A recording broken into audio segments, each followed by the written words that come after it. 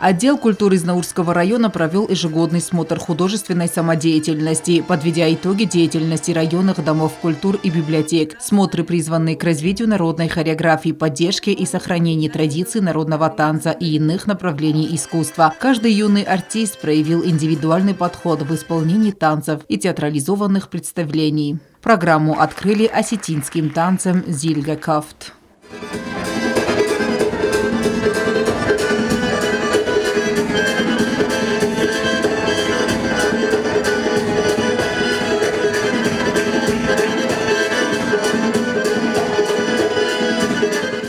Участники смотра проявили себя не только в национальной хореографии, но и в современных русских и зарубежных танцах. В театральном направлении в основном подготовлены небольшие постановки по мотивам произведений великого осетинского поэта Костахи Тагурова.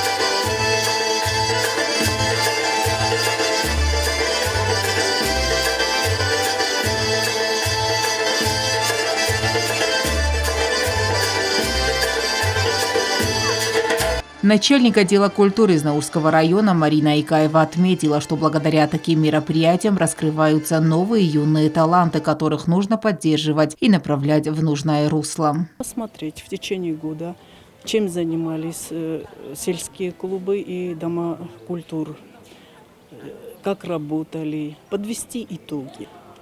Хотим мы сравнить, кто лучше работает, и обмен опытом, чтобы сделать обмен опытом. Участники, стараясь добиться успеха, все-таки больше внимания уделили отражению на сцене богатой осетинской культуры.